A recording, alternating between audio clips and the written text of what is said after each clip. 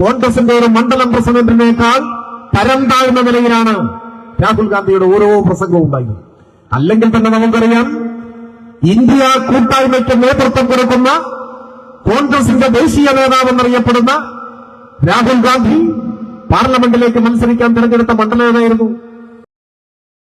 ആകുലതയോടെ അതിൽ ചിലരെന്നെ വിളിച്ച് ഒരു സൗഹൃദ സംഭാഷണത്തിൽ ചോദിക്കുകയുണ്ടായി, എന്തുകൊണ്ടാണ് UDF നേതൃത്വത്തിൽ, പ്രത്യേകിച്ച് കോൺഗ്രസ് നേതൃത്വത്തിൽ വലിയ ആത്മവിശ്വാസമാണല്ലോ പ്രകടിപ്പിക്കുന്നത്. കഴിഞ്ഞ 10 വർഷത്തെ LDF ഗവൺമെന്റിന്റെ ഭരണത്തെ ഓർമ്മിച്ചാൽ അങ്ങനെ ഒരു ആത്മവിശ്വാസത്തിന് ഒരു സാഹചര്യവും കാണുന്നില്ല. പക്ഷെ വലിയ ആത്മവിശ്വാസമാണ്. മുഖ്യമന്ത്രി ആരാവണം എന്നതിനെ കുറിച്ചൊക്കെ ചർച്ചകൾ നടക്കുകയാണ്. നവമാധ്യമങ്ങളിൽ അത്തരം ചർച്ചകളൊക്കെ സജീവമായി ഉയർന്നു വരികയാണ്. എന്താണ് കാരണം? ഞാൻ അവരോട് പറഞ്ഞത്, ഇപ്പോ ചെറിയ കാലയളവ് കൊണ്ട് തന്നെ കാര്യങ്ങളൊക്കെ മറന്നു പോകുമാണ്. അപ്പൊ 5 വർഷം മുൻപ് 2021 കേരള നിയമസഭാ തെരഞ്ഞെടുപ്പ് നടന്നപ്പോൾ നിങ്ങളിൽ ചിലരെങ്കിലും ഓർമ്മിക്കുന്നുണ്ടാവും, അന്ന് വോട്ടെണ്ണിയത്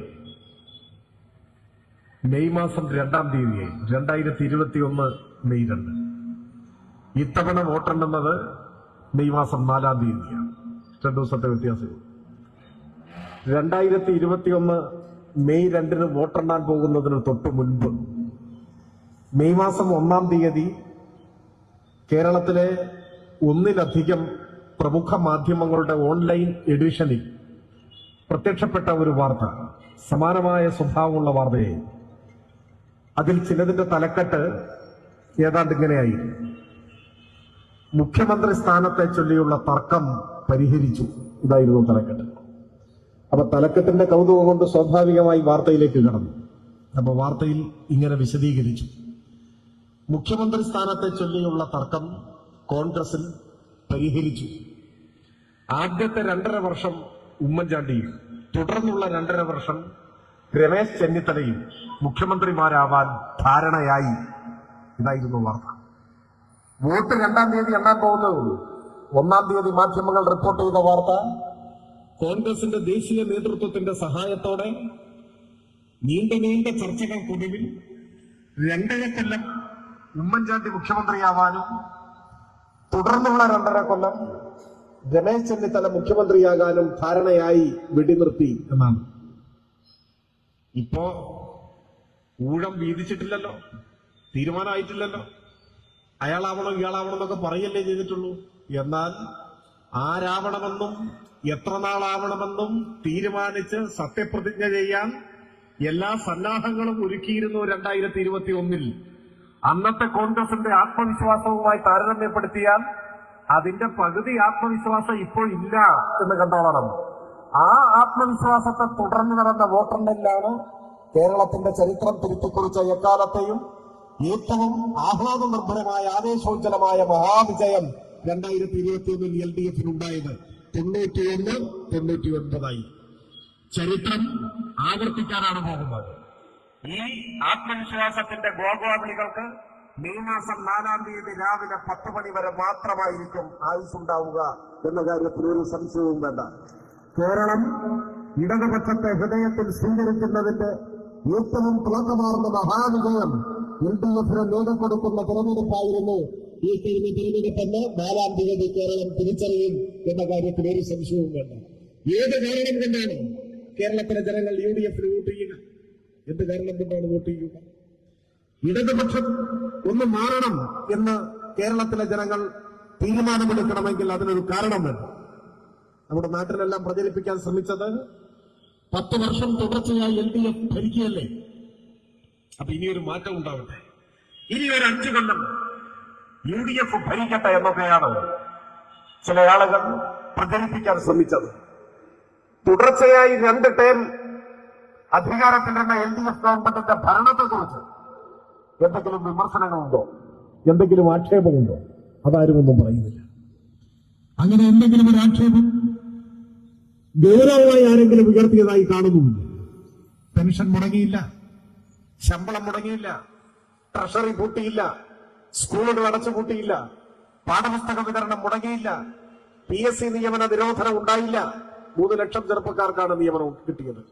സ്കൂളുകൾ ഹൈടെക്കായി, ക്ലാസ് മുറികൾ സ്മാർട്ടായി, ആശുപത്രികൾ ലോകോത്തര നിലവാരത്തിലെത്തി, റോഡുകളെല്ലാം ഏറ്റവും മനോഹരമായി നിലനിർത്താൻ സാധിച്ചു. വർഗീയ കലാപങ്ങളോ സംഘർഷങ്ങളോ ഇല്ലാതെ ശാശ്വത സമാധാനം യാഥാർത്ഥ്യമായി. പിന്നെന്താണ് തകരാറ്? അപ്പൊ ഭരണത്തെക്കുറിച്ച് എന്തെങ്കിലും ഒരു വിമർശനം ഉന്നയിക്കാനില്ല. പിന്നെയോ 2 ടേമായി ഭരിക്കുകയാണ് എന്നേ പറയാനൂ. 2 ടേം നല്ല ഭരണം നടന്നാൽ പിന്നെ 1 ടേം ഒരു ദുർഭരണം വേണം എന്നെവിടെയാണ് എഴുതി വെച്ചിരിക്കുന്നത്? നല്ല ഭരണം തുടരുകയല്ലേ വേണ്ടത്? മാറേണ്ടത് മോശം ഭരണമല്ലേ? ഭരണം നല്ലതാണെങ്കിൽ അത് തുടരുന്നതിൽ എന്താ തകരാറ്? ഒരു നല്ല ഭരണം, അത് കഴിഞ്ഞിട്ടൊരു മോശം ഭരണം, പിന്നെ വീണ്ടും നല്ല ഭരണം, പിന്നെ മോശം ഭരണം, അങ്ങനെ എവിടെയെങ്കിലും എഴുതി വെച്ചിട്ടുണ്ടോ? എന്ത് യുക്തിയാണ് പറയുന്നതിനുള്ളത്? കോൺഗ്രസ് ഈ നാട് ഭരിച്ച സമയത്ത് കേരളത്തിന്റെ യാഥാർത്ഥ്യം, കേരളത്തിന്റെ സാഹചര്യം എന്തായിരുന്നു? ജനങ്ങൾക്ക് അനുഭവിക്കേണ്ടി വന്ന കഷ്ടനഷ്ടങ്ങൾ എത്ര വലുതായിരുന്നു? 10 വർഷം മുൻപുള്ള കാര്യമായതുകൊണ്ട് പലരും പലതും മറന്നുപോയിട്ടുണ്ടാകും. നിങ്ങൾ ഓർക്കുന്നുണ്ടോ എന്ന് എനിക്ക് അറിഞ്ഞുകൂടാ. സന്തോഷ് മാധവൻ എന്നൊരു അവതാരം ഉണ്ടായിരുന്നു കേരളത്തിൽ. ഞാൻ കൂടുതൽ അദ്ദേഹത്തെ കുറിച്ചൊന്നും പറയുന്നില്ല. അദ്ദേഹം ഇപ്പൊ ജീവിച്ചിരിപ്പില്ല എന്നാണ് തോന്നുന്നത്. ഒരാൾ ദൈവമായിരുന്നു. തട്ടിപ്പിന്റെ പേരിലാണ് അറിയപ്പെട്ടത്. ഒരു കള്ളസ്വാമി എന്ന നിലയിലാണ് അറിയപ്പെട്ടത്. പിന്നീട് ചെയ്ത ചില കുറ്റകൃത്യങ്ങൾ കോടതിയിൽ തെളിയിക്കപ്പെട്ടപ്പോ വളരെ കടുത്ത ശിക്ഷയ്ക്ക് കോടതി വിധിച്ചു, ജയിലടച്ചു. നീണ്ട കാലം അദ്ദേഹം ജയിലിലായിരുന്നു. പിന്നെയാണ് അദ്ദേഹം മരിച്ചതായി റിപ്പോർട്ട് ചെയ്യപ്പെട്ടത്. അങ്ങനെയാണ് എന്റെ ഓർമ്മ. അത് ശരിയാണെന്ന ധാരണയിലാണ് ഞാൻ പറയുന്നത്. ഞാനിപ്പോ അദ്ദേഹത്തെ കുറിച്ച് ഇവിടെ പരാമർശിക്കാൻ കാരണം, ഉമ്മൻചാണ്ടി മുഖ്യമന്ത്രിയായിരിക്കുന്ന സമയത്ത് എറണാകുളത്ത് കണ്ണായ ഭൂമി, 100 കണക്കിന് ഏക്കർ ഭൂമി ഇയാൾക്കാണ് ദാനം ചെയ്യാൻ വേണ്ടി തീരുമാനിച്ചത്. 2016 അധികാരം വിട്ടൊഴിയുന്നതിന് മുൻപ് അവസാന ഘട്ടത്തിലെടുത്ത ഏറ്റവും വിവാദമായ തീരുമാനങ്ങളിൽ ഒന്നിനായിരുന്നു ഒരു ലോകൈക തട്ടിപ്പ് വീരനായ ആൾ ദൈവത്തിന് സർക്കാർ ഭൂമി പതിച്ചു നൽകാനുള്ള തീരുമാനമായി. അക്കൂട്ടത്തിൽ വേറെയും ചില തീരുമാനങ്ങൾ വന്നു. അന്ന് അതിനെതിരെ ശക്തിയായി വിമർശനം ഉന്നയിച്ചവരിൽ ഒരാളായിരുന്നു ഇപ്പോഴത്തെ കേരളത്തിലെ പ്രതിപക്ഷ നേതാവ്. അദ്ദേഹത്തോട് മാധ്യമപ്രവർത്തകർ അന്ന് ചോദിച്ചു, ഇതൊക്കെ കൊള്ളയാണ് എന്നാണോ നിങ്ങൾ പറയുന്നത്? അതിന് ഇന്നത്തെ പ്രതിപക്ഷ നേതാവിന്റെ അന്നത്തെ മറുപടി, ഇത് വെറും കൊള്ളയല്ല, തീവെട്ടിക്കൊള്ളയാണ് എന്നായിരുന്നു. ഉമ്മൻചാണ്ടി എന്ന മുഖ്യമന്ത്രി തന്റെ ഗവൺമെന്റിന്റെ അവസാന കാലത്ത് കേരളത്തിന്റെ പൊതുസ്വത്ത് ഇഷ്ടക്കാർക്കും സ്വന്തക്കാർക്കും വീതിച്ചു കൊടുക്കുന്ന തീരുമാനങ്ങളിൽ ഒപ്പുവെച്ചപ്പോ അത് തീവെട്ടിക്കൊള്ളയാണെന്ന നിലപാട് സ്വീകരിച്ചയാളായിരുന്നു ഇന്നത്തെ പ്രതിപക്ഷ നേതാവ് ശ്രീ VD സതീശൻ. കോൺഗ്രസിലൊരു ഭാഗം അതിനെ തള്ളിപ്പറഞ്ഞു. എന്ന് വെച്ചാൽ കോൺഗ്രസിന്റെ നേതാക്കൾ തന്നെ തീവെട്ടിക്കൊള്ള എന്ന് അഭിപ്രായപ്പെട്ട് ഒരു തസ്കര സംഘത്തിന്റെ കയ്യിലായിരുന്നു കേരളത്തിലെ ഐക്യജനാധിപത്യങ്ങളുടെ ഗവൺമെന്റ് എന്നതാണ് വസ്തുത. കേരളം സമ്പൂർണമായ തകർച്ചയിലേക്ക് ചുവടുവെച്ചൊരു കാലമായിരുന്നു. 2016 LDF ഗവൺമെന്റ് അധികാരത്തിൽ നിന്നുണ്ടായിരുന്നെങ്കിൽ ഇന്ന് നാം കാണുന്ന കേരളം ഉണ്ടാകുമായിരുന്നില്ല. 2016 കേരളത്തിന്റെ സ്ഥിതി എന്താ? Power cut, load shedding. ആദ്യം 1 മണിക്കൂർ പവർ കട്ട്, പിന്നെ 1 മണിക്കൂർ, പിന്നെ കറണ്ട് പോയാൽ എപ്പോൾ വരെയും ആർക്കും അറിയില്ല. അപ്രഖ്യാപിത കട്ട്, മണിക്കൂറുകൾ നീണ്ട പവർ കട്ട് ഈ കേരളത്തിലുണ്ടായിരുന്നു. വ്യവസായങ്ങൾക്ക് 100% പവർ കട്ട്. ഇപ്പൊ ഈ ചെമ്മങ്കടവിലെ കാണാൻ ഒരു ചെറിയ കുടിൽ വ്യവസായം ഉണ്ടെന്ന് കരുതുക, ഒരു കൊച്ചു വ്യവസായ യൂണിറ്റ്. KSEB-യിൽ നിന്നുള്ള വൈദ്യുതി കിട്ടില്ല. വേണമെങ്കിൽ ജനറേറ്റർ വെച്ച് പ്രവർത്തിപ്പിച്ചു കൊള്ളണം. ഇതായിരുന്നു ആ കാലം. സ്കൂളുകൾ അടച്ചുപൂട്ടാൻ 40% സർക്കാർ സ്കൂളുകൾ അടിയന്തരമായി അടച്ചുപൂട്ടണമെന്ന റിപ്പോർട്ടാണ് ഗവൺമെന്റ് പരിഗണിച്ചത്. അതിലേക്ക് കടക്കുന്നതിന് മുൻപ് ഗവൺമെന്റ് മാറി. പാഠപുസ്തകങ്ങൾ പരീക്ഷക്കാലത്ത് പോലും കിട്ടുന്നില്ല. മറന്നുപോയോ കാലം? നമ്മുടെ ജില്ലക്കാരനായ അബ്ദുറപ്പായിരുന്നില്ല അന്ന് വിദ്യാഭ്യാസ മന്ത്രി. കേരളത്തിന്റെ ചരിത്രത്തിലാദ്യമായി ഓണപരീക്ഷയായിട്ടും പാഠപുസ്തകമില്ല. എന്ത് പഠിക്കണമെന്നറിയില്ല കുട്ടികൾക്ക്, എന്ത് പഠിപ്പിക്കണമെന്നറിയില്ല അധ്യാപകർക്ക്. പുസ്തകമില്ലല്ലോ. പാഠപുസ്തകം എവിടെയെന്ന് ചോദിച്ച് തെരുവിറങ്ങിയ കുട്ടികളെ മൃഗീയമായി പോലീസിനെ ഉപയോഗിച്ച് അടിച്ചമർത്താനാണ് ശ്രമിച്ചത്. അന്ന് പത്രപ്രവർത്തകർ ചോദിച്ചു വിദ്യാഭ്യാസ മന്ത്രിയോട്, ഓണപരീക്ഷയായിട്ടും പാഠപുസ്തകം കിട്ടിയില്ല, ആദ്യത്തെ അനുഭവമാണ്, എന്താണ് ഇങ്ങനെ? അത് അദ്ദേഹം പറഞ്ഞ മറുപടി ഓർമ്മയില്ലേ നിങ്ങൾക്ക്? അദ്ദേഹം പറഞ്ഞു, ഓണം ഇക്കുറി നേരത്തെ വന്നുകൊണ്ടാണെന്നാണ്. ഓണം ഉണ്ടായ കാലം മുതൽ ചിങ്ങത്തിലല്ലേ ഓണം, കർക്കിടകത്തിൽ ഓണം വന്നിട്ടുണ്ട്. അബ്ദുറബിന് എന്ത് ഓണം, എന്ത് പാഠപുസ്തകം, എന്ത് പരീക്ഷ, എന്ത് പള്ളിക്കൂടം, വല്ല പിടിയുണ്ടായിരുന്നു. ഇതായിരുന്നു കേരളത്തിലെ വിദ്യാഭ്യാസ സ്ഥാപനങ്ങളുടെ സ്ഥിതി. ഇപ്പൊ എങ്ങനെയായി? സ്കൂൾ തുറക്കുന്നതിന് മുൻപ് കുട്ടികളുടെ കയ്യിൽ പാഠപുസ്തകം. ഈ കൊല്ലം ഒരു പടി കൂടി കടന്നു. സ്കൂൾ പൂട്ടുന്നതിന് മുൻപ് അടുത്ത കൊല്ലത്തെ പാഠപുസ്തകം ഇക്കൊല്ലം തന്നെ കുട്ടികളുടെ കയ്യിൽ കൊടുത്തു. അതാണ് കേരളത്തിൽ വന്ന മാറ്റം. ഇങ്ങനെയാണ് കേരളം മാറിയത്. പവർക്കട്ടും നോട്ട്ഷെട്ടിക്കും ഇല്ലാത്ത നാടായി കേരളം മാറി. പാഠപുസ്തകങ്ങൾ സമയത്തിലെത്തി. ലാഭനഷ്ടങ്ങളുടെ അടിസ്ഥാനത്തിൽ സ്കൂൾ വിദ്യാഭ്യാസത്തെ കാണരുത് എന്ന നിലപാട് സ്വീകരിച്ചു. 40% സ്കൂളുകൾ അടച്ചുപൂട്ടാനുള്ള UDF സർക്കാരിന്റെ റിപ്പോർട്ട് മാറ്റിവെച്ചു. 10 കുട്ടികളെ ഒരു ക്ലാസ് മുറിയിൽ ഉള്ളെങ്കിലും ആ കുട്ടികളെ പഠിപ്പിക്കണം എന്ന നിലപാട് സ്വീകരിച്ചു. ആ കുട്ടികൾ നാളെ ആരാവും എന്ന് നമുക്ക് പറയാൻ പറ്റും. ഒരു സ്കൂൾ അടച്ചു പൂട്ടിയാൽ അവിടെ പഠിക്കുന്ന കുട്ടികൾ എന്ത് ചെയ്യും? അവരുടെ രക്ഷിതാക്കൾ എന്ത് ചെയ്യും? എത്ര ദൂരെയായിരിക്കും മറ്റൊരു സ്കൂൾ ഉണ്ടാവുക? ചില കുട്ടികളുടെ പഠനം അവിടെ അവസാനിച്ചു പോവില്ലേ? പണ്ട് കോട്ടയത്ത് ഉഴവൂരിനടുത്ത് ഓലമേഞ്ഞ ഒരു സർക്കാർ പള്ളിക്കൂടത്തിൽ വെറും തറയിലിരുന്ന് പഠിച്ച ഒരു പാവപ്പെട്ട വീട്ടിലെ കുട്ടിയാണ് പിന്നെ ഇന്ത്യയുടെ പ്രസിഡന്റായി മാറിയത്. അന്ന് ആ സ്കൂൾ അടച്ചുപൂട്ടിയിരുന്നെങ്കിലോ? അപ്പോ ലാഭനഷ്ടങ്ങളുടെ അടിസ്ഥാനത്തിലല്ല വിദ്യാഭ്യാസത്തെ കാണേണ്ടത്. കുട്ടികൾക്ക് സൗജന്യമായ വിദ്യാഭ്യാസം പകർന്നു കൊടുക്കാൻ കഴിയണം. ഇപ്പോഴിതാ LDF സർക്കാർ തീരുമാനിച്ചിരിക്കുന്നു, ഡിഗ്രി വരെ സൗജന്യ വിദ്യാഭ്യാസം. ഇന്ത്യയിൽ എവിടെയില്ല, കേരളത്തിൽ മാത്രമാണ്. ഞാൻ പറഞ്ഞു വന്നത് 2016 തകർച്ചയുടെ വക്കത്തിൽ നിന്നാണ് കേരളത്തെ LDF സംരക്ഷിച്ചത്. അന്ന് പെൻഷൻ മുടങ്ങിപ്പോയി. കേരളത്തിന്റെ മാത്രം പ്രശ്നമല്ല, അന്ന് 18 മാസത്തെ ക്ഷേമ പെൻഷനാണ് കുടിശ്ശിക ഉണ്ടായിരുന്നത്. ഇപ്പൊ ഈ തെരഞ്ഞെടുപ്പ് സമയത്ത് ക്യാമ്പയിനായി വന്ന തെലങ്കാന മുഖ്യമന്ത്രി രേവന്ത് റെഡ്ഡി, നിങ്ങൾ ഓർക്കുന്നുണ്ടാവും, കോൺഗ്രസിന്റെ നേതാവെന്ന് അങ്ങനെ പറഞ്ഞുകൂടാ. ഇപ്പൊ കോൺഗ്രസിന്റെ നേതാവാണ്. ഇന്നലെ കോൺഗ്രസ് ആയിരുന്നില്ല, നാളെ കോൺഗ്രസ് ആയിരിക്കും എന്നൊരു ഉറപ്പുമില്ല. അതാണ് ആള്. കേരളത്തിൽ നിന്ന് മുഖ്യമന്ത്രി ആക്ഷേപിച്ചിട്ടൊക്കെ പോയി. ഞാൻ അതിലേക്കൊന്നും ഇപ്പൊ കിടക്കുന്നില്ല. പറഞ്ഞു വന്നത്, ആ രേവന്ത് റെഡ്ഡി മുഖ്യമന്ത്രിയായിരിക്കുന്ന കോൺഗ്രസ് ഭരിക്കുന്ന തെലങ്കാനയിൽ 25 മാസമായി പെൻഷൻ കൊടുത്തിട്ടില്ല, ക്ഷേമ പെൻഷൻ കൊടുത്തിട്ടില്ല. 25 മാസം, 2 കൊല്ലവും 1 മാസം. ഈ മാസം സർക്കാർ ജീവനക്കാരുടെ ശമ്പളവും മുടങ്ങി എന്നാണ് വാർത്ത. ശമ്പളം കൊടുക്കാൻ കഴിയാത്ത, പെൻഷൻ കൊടുക്കാൻ കഴിയാത്ത ഒരു സംസ്ഥാനത്തിന്റെ മുഖ്യമന്ത്രിയാണ് കേരളത്തിൽ വന്ന് കോൺഗ്രസിന് വോട്ട് ചോദിക്കുന്നത്. കോൺഗ്രസ് അധികാരത്തിൽ വരുന്ന സംസ്ഥാനങ്ങളുടെ പൊതു സാഹചര്യമാണ് ഞാനീ പറഞ്ഞത്. കർണാടകയിൽ കഴിഞ്ഞ 5 വർഷത്തിനിടയിൽ 3500-ൽ പരം സർക്കാർ സ്കൂളുകൾ അടച്ചുപൂട്ടി എന്നാണ് കണക്ക്. എവിടെയെല്ലാം കോൺഗ്രസ് അധികാരത്തിലുണ്ടോ അവിടെയെല്ലാം BJPയുടെ അതേ സാമ്പത്തിക നയം നടപ്പാക്കുകയും ഏറ്റവും ജനവിരുദ്ധമായ നിലയിൽ ഭരണം മുന്നോട്ട് കൊണ്ടുപോവുകയും ചെയ്യും. ട്രഷറി പൂട്ടുന്നു, ശമ്പളം മുടങ്ങുന്നു, പെൻഷൻ മുടങ്ങുന്നു, സ്കൂളുകൾ അടച്ചുപൂട്ടുന്നു. ഇതാണ് പൊതുവായിട്ടുള്ള സ്ഥിതി. ഈ സാഹചര്യം നമ്മുടെ രാജ്യത്തെ കോൺഗ്രസ് ഭരിക്കുന്ന 2-3 സംസ്ഥാനങ്ങളിൽ നിന്നും നമുക്ക് കാണാൻ കഴിയും.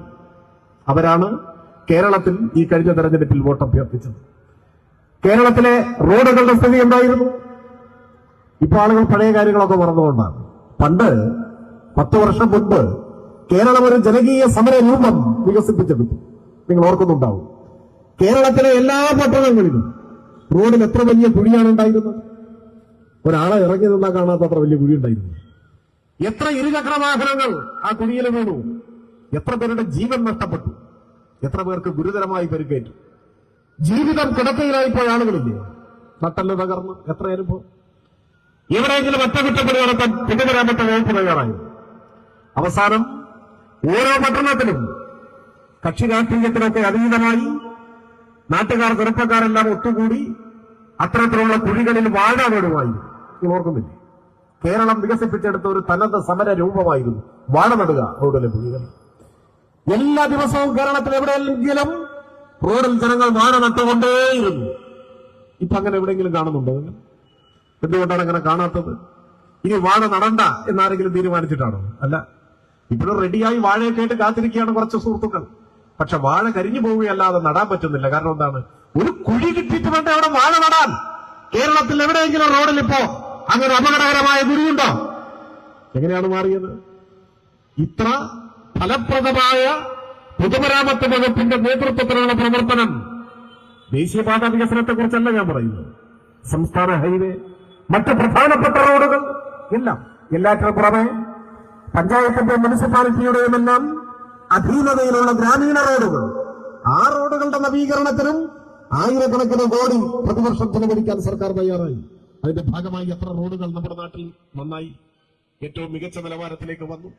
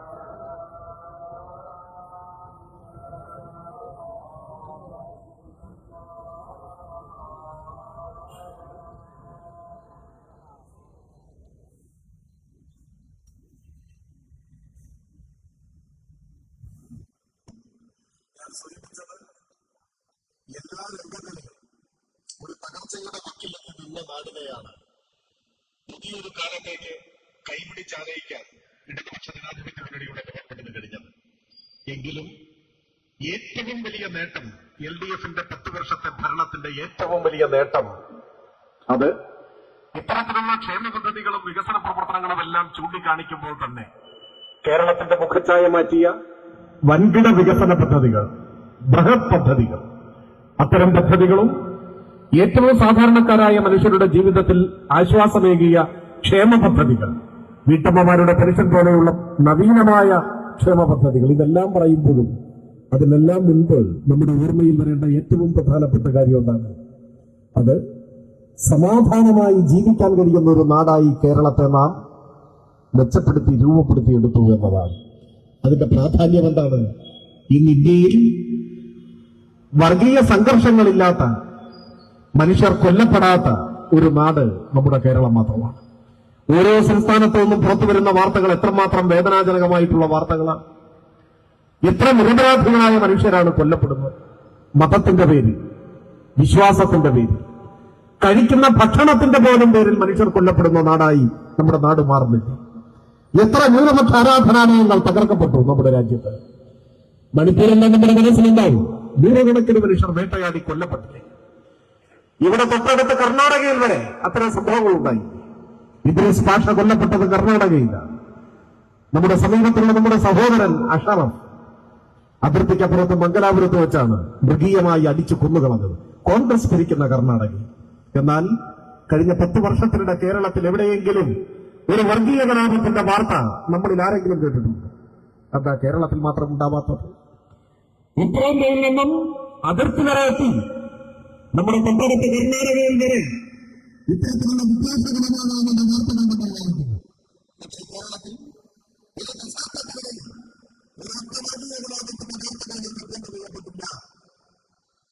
കേരളത്തിലെ വർഗീയവാദികളെല്ലാം വിസ എടുത്ത് ഇന്ത്യക്ക് പോയോ? ഇല്ല. നല്ല കൊടിയ വർഗീയ വിഷമുള്ളിലുള്ളവർ ഇവിടെ ഉണ്ട്. പക്ഷെ 10 കൊല്ലമായി മാളത്തിലാണ്, പുറത്തിറങ്ങാൻ പറ്റില്ല. മാളത്തിൽ ഒളിച്ചിരിക്കാൻ പുറത്തിറങ്ങിയാലോ വിദ്വേഷത്തിന്റെ മുദ്രാവാക്യം ഉയർത്തി വർഗീയ കലാപത്തിന് കോപ്പ് കൂട്ടിയാൽ ഏത് കൊലക്കേന്ദ്രമാണെങ്കിലും കയ്യിൽ വിലങ്ങി വെച്ച് പുറകിലടയ്ക്കാൻ കെൽപ്പുള്ള ഒരു സർക്കാർ ഈ കേരളത്തിൽ 10 കൊല്ലമായി ഉണ്ട് എന്നതുകൊണ്ടാണ് ഇവിടെ വർഗീയ കലാപങ്ങൾ ഉണ്ടാകാതിരുന്നത്. ആ കാലം മറക്കാൻ പറ്റില്ല. 10 വർഷമൊക്കെ ആയി കാര്യം ശരിയാണ്. UDF സർക്കാരുകളുടെ കാലത്ത് കേരളത്തിന്റെ ക്രമസമാധാന നില ഒന്ന് ആലോചിച്ച് നോക്കി. എണ്ണം പറഞ്ഞ കോൺഗ്രസിന്റെ നേതാക്കൾ ബഹുമാന്യനായ ഉമ്മൻചാണ്ടിയും AKആന്റണിയും കരുണാകരനുമെല്ലാം മുഖ്യമന്ത്രി കസേരയിൽ ഇരിക്കുമ്പോൾ എത്ര വർഗീയ കലാപങ്ങൾക്ക് ഈ നാട് സാക്ഷിയായി, എത്ര നിരപരാധികളായ മനുഷ്യർ ഈ അമ്പത്തകളെ തെരുവിലൂടെ ലഭിച്ചു, എത്ര കടകമ്പോളങ്ങൾ, എത്ര വീടുകൾ അഗ്നിക്കിരയായി, എത്ര അഭയാർത്ഥി ക്യാമ്പുകൾ നിലത്തേക്ക് വന്നു, എത്ര പോലീസ് വെടിവെപ്പുകളുണ്ടായി, കണ്ണീരും ചോരയും പെരുമാറിയ ഒരു കാലം മറക്കാൻ പറ്റുമോ? അങ്ങനെ ഒരു കാലം. ഇന്നത്തെ വിഴിഞ്ഞം എന്ന് കേട്ടാൽ എല്ലാ മലയാളികളുടെയും മനസ്സിൽ ഒരു ലോകോത്തര ബോധം അതിന്റെ ചിന്തയാണ്. ആ ചിത്രമാണ് മനസ്സിൽ വരിക. ലോകത്തിലെ ഏറ്റവും വലിയ തുറമുഖങ്ങളിൽ നിന്നായി വളർന്നുകൊണ്ടിരിക്കുന്ന വിഴിഞ്ഞം. എന്നാൽ കുറച്ച് വർഷങ്ങൾക്ക് മുമ്പ് വിഴിഞ്ഞമെന്ന് കേട്ടാലോ പൂന്തുറ, തൈക്കൽ, മാറാട്, ഞാനോരോന്നായി വിശദീകരിക്കണമെന്ന് ആഗ്രഹിക്കുന്നില്ല. നാടാകെ നടക്കാൻ ആഗ്രഹിക്കുന്ന ഒരു കാലമായിരുന്നു. അതെല്ലാം വിശദീകരിച്ച് പറഞ്ഞ് നാടാകെ നടക്കാൻ ആഗ്രഹിക്കുന്ന സംഭവങ്ങൾ വീണ്ടും മനസ്സിലേക്ക് കൊണ്ടുവന്ന് മനസ്സ് അസ്വസ്ഥമാക്കണം എന്ന് ഞാൻ പറയുന്നില്ല. പക്ഷേ അങ്ങനെ ഒരു കാലം ഉണ്ടായിരുന്നു എന്ന് മറക്കാൻ പാടില്ല. വർഗീയ സംഘർഷങ്ങൾ, അതിൽ കൊല ചെയ്യപ്പെട്ട മനുഷ്യർ, നിറവേറ്റവർ, വീട് അഗ്നിക്കിരയാക്കപ്പെട്ടതിനെ തുടർന്ന് അഭയാർത്ഥി ക്യാമ്പിലേക്ക് താമസം മാറ്റേണ്ടി വന്നവർ, സമാധാനമായി ഉറങ്ങാൻ കഴിയാതെ ഉപജീവനോപാധികളെല്ലാം തകർക്കപ്പെട്ട് നിരാലംബരായി മാറിയ മനുഷ്യർ. ആ കാലം പെട്ടെന്ന് മറക്കാൻ പറ്റുമോ? അന്നൊരിക്കലാണ് പാലക്കാട് പട്ടാപ്പകൽ 10 വയസ്സ് മാത്രം പ്രായമുള്ള ഒരു പിഞ്ചു പെൺകുട്ടിയെ കേരള പോലീസ് വെടിവെച്ചു കൊന്നത്. ഓർമ്മയില്ലേ ആ കാലം? ഇപ്പൊ വലിയ ഡയലോഗ് അടിച്ചിട്ട് ഇറങ്ങിയിട്ടുണ്ട് UDFന്റെ കുറെ ആളുകൾ. അവർ ഭരിക്കുമ്പോഴാണ് വീടിന്റെ മുറ്റത്ത് കളിച്ചുകൊണ്ടിരുന്ന ഒരു കൊച്ചു പെൺകുഞ്ഞ്. ഞാനിപ്പോൾ ആ കുഞ്ഞിന്റെ പേരോർക്കുന്നു, സിറാജ് ഉന്നീസ. മറന്നു പോകാനും 10 വയസ്സേ ഉള്ളൂ. 5ാം ക്ലാസ്സിൽ പഠിക്കുന്ന കുഞ്ഞ് വീടിന്റെ മുറ്റത്ത് കളിച്ചുകൊണ്ടിരിക്കുമ്പോഴാണ് കേരള പോലീസ് വെടിവെച്ച് കൊന്നുകളഞ്ഞു. മുസ്ലിം ലീഗ് കൂടി ഉൾപ്പെട്ട UDF കേരളം ഭരിക്കുമ്പോ എന്താ കുഞ്ഞ് ചെയ്ത തെറ്റ്? സംഘർഷങ്ങൾ ഉണ്ടാവുമ്പോ പോലീസ് വെടിവെപ്പുകൾ ഉണ്ടായാൽ അതിൽ കൊല്ലപ്പെടുന്നതാര്? മുതിർന്നവരാണോ, കുട്ടികളാണോ, സ്ത്രീയാണോ? ആർക്ക് പറയാൻ പറ്റും? എത്ര നിരപരാധികൾ കൊല്ലപ്പെടും? പാലക്കാട്ടെ വെടിവെപ്പിനെ കുറിച്ച് ഒരുപാട് ദുരൂഹതകളും വിവാദങ്ങളും വന്നതുകൊണ്ട് ഞാനതൊന്നും ഇവിടെ വിശദീകരിക്കുന്നില്ല. പറഞ്ഞു വന്നത് 10 വയസ്സുള്ള കുഞ്ഞിനെ പോലും വെടിവെച്ചു കൊന്ന ഒരു കാലമായിരുന്നു UDFന്റെ കാലം. തെരുവിൽ നിരവധി നിസ്സഹായരായ മനുഷ്യരെന്ന് കൊല്ലപ്പെട്ടു. സമാധാനമായി ഉറങ്ങാൻ കഴിയുമായിരുന്നില്ല. ഏത് തെരുവിലും ഏത് നിമിഷവും മനുഷ്യർ കൊല്ലപ്പെട്ടേക്കാം എന്ന നില വന്നു. ഗവൺമെന്റ് എന്ത് ചെയ്തു? ഈ വർഗീയവാദികളെ, ഭീകരരെ അമർച്ച ചെയ്യാൻ അന്നത്തെ ഭരണ സംവിധാനത്തിന് കഴിഞ്ഞോ? ഇല്ല. നിസ്സഹായമായിരുന്നു കോൺഗ്രസിന്റെ ഗവൺമെന്റുകൾ. അന്നൊരിക്കലാണ് കോഴിക്കോട് നഗരത്തിൽ ഇന്ത്യ കണ്ട ഏറ്റവും വലിയ വർഗീയവാദികളിൽ ഒരാൾ പ്രവീൺ തൊഗാഡിയ വന്ന് വർഗീയ വിഷം തുപ്പുന്ന ഒരു പ്രസംഗം നടത്തി. ഒരു കലാപത്തിന്റെ വേറൊന്നും വേണ്ട, അമ്മാതിരി ഒരു പ്രസംഗമാണ്. സ്വാഭാവികമായും പോലീസ് ഒരു കേസെടുത്തു. ഉടനെ RSSന്റെ ആസ്ഥാനത്ത് നിന്നും തല്ലെ പിളർക്കുന്ന ആജ്ഞ വന്നു. ഇപ്പൊ പിൻവലിച്ചോളണം കേസ്. ഞങ്ങളുടെ നേതാവിന്റെ പേരിൽ നിങ്ങൾ കേസെടുക്കുന്നു. നിസ്സഹായമായി പിൻവലിച്ചു കൊടുത്തു UDF സർക്കാർ ആ കേസ്. തിരുവനന്തപുരം കേശവദാസപുരത്തെ മഹാത്മാഗാന്ധി കോളേജ്, ആ കോളേജിൽ പുറമേ നിന്നുള്ള ഒരു RSSന്റെ ക്രിമിനൽ സംഘം കടന്നുകയറി ആക്രമണം അഴിച്ചുവിട്ടു. തടയാൻ ശ്രമിച്ച പോലീസിന് നേരെ ബോംബെറിഞ്ഞു. ബോംബ് പൊട്ടിയ ഒരു പോലീസ് ഉദ്യോഗസ്ഥന്റെ കാല് ചിതറിത്തെറിച്ചു. സ്വാഭാവികമായി വധശ്രമത്തിനൊരു കേസെടുത്തു. RSS കാര്യാലയത്തിൽ നിന്നും അന്ത്യശാസനം വന്നു. ഇപ്പൊ പിൻവലിക്കണം കേസ്, ഈ മണിക്കൂറിൽ, നാളേക്ക് വയ്ക്കാൻ പാടില്ല. മുട്ടുപറച്ച് മൂത്രമൊഴിച്ച് കേസ് പിൻവലിച്ചു കൊടുത്ത ഉമ്മൻചാണ്ടിയുടെ സർക്കാർ കേരളത്തിന്റെ ചരിത്രത്തിൽ ആദ്യമായാണ് ഒരു പോലീസ് ഓഫീസറെ ബോംബെറിഞ്ഞ് കൊല്ലാൻ ശ്രമിച്ച കേസ് പ്രതികളുടെ ഭീഷണിയെ തുടർന്ന് പിൻവലിച്ചു കൊടുത്തത്. വലിയ ന്യൂനപക്ഷ സംരക്ഷണം പറയുന്നുണ്ടല്ലോ. ഈ കേരളത്തിൽ നാം കണ്ടതാണ്. RSS വരയ്ക്കുന്ന വരയ്ക്കപ്പുറം ഒരടി വെക്കാനുള്ള ആർജവമില്ലാതെ കാര്യാലയത്തിൽ നിന്ന് കിട്ടുന്ന നിർദ്ദേശമനുസരിച്ച് ഭരണം നടത്തിയ ഒരു കാലം അതായിരുന്നു. സ്വാഭാവികമായി മറുവർഗീയതയും ശക്തിപ്പെടും. രണ്ട് വർഗീയതയും ശക്തിയായി. രണ്ട് വർഗീയതയ്ക്കും നേതൃത്വം കൊടുക്കുന്നവർ സർക്കാരിനെ നിയന്ത്രിച്ചു. സർക്കാർ ആജ്ഞാനുവർത്തിയായി മാറി. വർഗീയ സംഘർഷങ്ങളിൽ മുഖം നോക്കാതെ നിലപാട് സ്വീകരിക്കാനോ സാധാരണക്കാരായ മനുഷ്യരുടെ ജീവനും സ്വത്തിനും സംരക്ഷണം കൊടുക്കാനോ അന്ന് സാധിച്ചില്ല. നമ്മുടെ തൊട്ടടുത്ത് മാറാട് ഉൾപ്പെടെ കേരളത്തിൽ അങ്ങോളം ഇങ്ങോളം ഇത്തരം കലാപങ്ങളിൽ ജീവൻ നഷ്ടപ്പെട്ട മനുഷ്യർ കേരളത്തിന്റെ ചരിത്രത്തിലെ എക്കാലത്തെയും വേദനിക്കുന്ന ഓർമ്മകളായി മാറി. അതായിരുന്നു കാലം. ആ കാലത്ത് നിന്നാണ് 10 വർഷം LDF അധികാരത്തിൽ നിന്നപ്പോ വർഗീയ കലാപം എന്ന വാക്ക് അച്ചടിക്കാൻ ഒരു പത്രത്തിനും കേരളത്തിൽ കഴിഞ്ഞില്ല. അതാണ് മാറ്റം. അതോടൊപ്പം ഐക്യ കേരളത്തിന്റെ ചരിത്രത്തിൽ ആദ്യമായി വർഗീയ കലാപമില്ലാത്ത 10 വർഷം ഇതിനു മുമ്പ് അങ്ങനെ ഉണ്ടായിട്ടില്ല. 10 വർഷം തുടർച്ചയായി വർഗീയ കലാപമില്ല. ഇതിനു മുമ്പ് അങ്ങനെ ഉണ്ടായിട്ടില്ല. അങ്ങനെ ഒരു കാലം ഉണ്ടായില്ല. എന്തുകൊണ്ടുണ്ടായില്ല? ഇതിനു മുൻപ് 10 കൊല്ലം തുടർച്ചയായി LDF ഭരിച്ചിട്ടില്ല. ആദ്യമായാണ് LDF 10 കൊല്ലം തുടർച്ചയായി ഭരിച്ചത്. എല്ലാ വർഗീയവാദികളും മാളത്തിലെളിച്ചു. ഒരെണ്ണം പുറത്തിറങ്ങാൻ ധൈര്യപ്പെട്ടില്ല. കാരണം ഒരു വർഗീയവാദിയുടെയും പിന്തുണയോടെയല്ല LDF അധികാരത്തിൽ വന്നത്. ഇവരുടെ ആരുടെയും ഒരു പിന്തുണയും ഒരു സഹായവും ഒരു കാലത്തും നമുക്ക് കാണിച്ചില്ല. അതുകൊണ്ടാണ് മതനിരപേക്ഷവാദികളായ മനുഷ്യർ പ്രതീക്ഷയോടെ LDFനെ നോക്കുന്നത്. ഇപ്പൊ ഈ കേരളത്തിൽ നമ്മൾ കാണുന്നത് എന്താ? ഈ വർഗീയതയുമായി കൂട്ടുകെട്ടുണ്ടാക്കിയല്ലേ LDFനെ പരാജയപ്പെടുത്താൻ ശ്രമിച്ചത്. തെരഞ്ഞെടുപ്പിൽ മതനിരപേക്ഷവാദികളെ ആശയക്കുഴപ്പത്തിലാക്കാൻ ലക്ഷ്യം വെച്ചുകൊണ്ടാണ് ആദ്യം തന്നെ ഒരു വ്യാജ ആരോപണം LDF കോൺഗ്രസിനെ ഉയർത്തിയത്. RSS B എന്താ ഉദ്ദേശം? RSSുമായി കോൺഗ്രസിന്റെ സഹകരണം, സഖ്യം, മുന്നണി പതിറ്റാണ്ടുകൾ പഴക്കമുള്ളതാണ്. 1960 മുതൽ തെരഞ്ഞെടുപ്പ് സഖ്യത്തിൽ RSSുമായി ഏർപ്പെട്ട രാഷ്ട്രീയ പാർട്ടിയുടെ പേരാണ് കോൺഗ്രസ്. 1957 കേരളത്തിലെ ആദ്യത്തെ തെരഞ്ഞെടുപ്പ്. ഐക്യ കേരളം പിറന്നതിന് ശേഷമുള്ള ആദ്യത്തെ തെരഞ്ഞെടുപ്പ്. EMS മുഖ്യമന്ത്രിയായ തെരഞ്ഞെടുപ്പ്. ആ തെരഞ്ഞെടുപ്പിൽ ജനസംഘം മത്സരിച്ചിട്ടില്ല. രണ്ടാമത്തെ തെരഞ്ഞെടുപ്പ് മുതലാണ്, രണ്ടാം കേരള നിയമസഭാ തെരഞ്ഞെടുപ്പ് മുതലാണ് RSSന്റെ നിർദ്ദേശപ്രകാരം ജനസംഘം സ്ഥാനാർത്ഥികളെ നിർത്താനും മത്സരിപ്പിക്കാനും തുടങ്ങിയത്. 1960 തെരഞ്ഞെടുപ്പിന്റെ പശ്ചാത്തലമൊക്കെ എല്ലാവരുടെയും മനസ്സിലുണ്ടാവും. വിമോചന സമരം, അധികാര ദുർവിനിയോഗത്തെ തുടർന്ന് കേരളത്തിലെ ഗവൺമെന്റിനെ പിരിച്ചുവിടുന്നു. തുടർന്ന് നടന്ന തെരഞ്ഞെടുപ്പാണ് 1960 തെരഞ്ഞെടുപ്പ്, രണ്ടാം കേരള നിയമസഭാ തെരഞ്ഞെടുപ്പ്. RSS തീരുമാനിച്ചു കേരളത്തിൽ മത്സരിക്കണം. അങ്ങനെ ചരിത്രത്തിൽ ആദ്യമായി കേരളത്തിൽ ജനസംഘം തെരഞ്ഞെടുപ്പിൽ മത്സരിക്കാൻ തീരുമാനമെടുത്തു. RSSന്റെ ആചാര്യൻ ദീനദയാൽ ഉപാധ്യായ കേരളത്തിലേക്ക് നേരിട്ട് വന്നു. ആദ്യഘട്ടമണ്ഡലങ്ങളിൽ 4 സീറ്റിൽ മത്സരിക്കാൻ തീരുമാനിച്ചു. ആ 4 സീറ്റുകൾ ഗുരുവായൂരും കോഴിക്കോടും അണ്ടത്തോടും പട്ടാമ്പിയുമായി. 4 സ്ഥാനാർത്ഥികളെയും ദീനദയാൽ ഉപാധ്യായ പ്രഖ്യാപിച്ചു. വിപുലമായ കൺവെൻഷനുകൾ ചേർന്നു. തിരഞ്ഞെടുപ്പ് പ്രചരണം RSSന്റെ നേതൃത്വത്തിൽ മുന്നോട്ട് നീങ്ങി. അപ്പോഴാണ് കേരളത്തിലെ കോൺഗ്രസിന്റെ നേതാക്കൾ ദീനദയാൽ ഉപാധ്യായെ നേരിട്ട് കണ്ട് സഹായം അഭ്യർത്ഥിക്കുന്നു.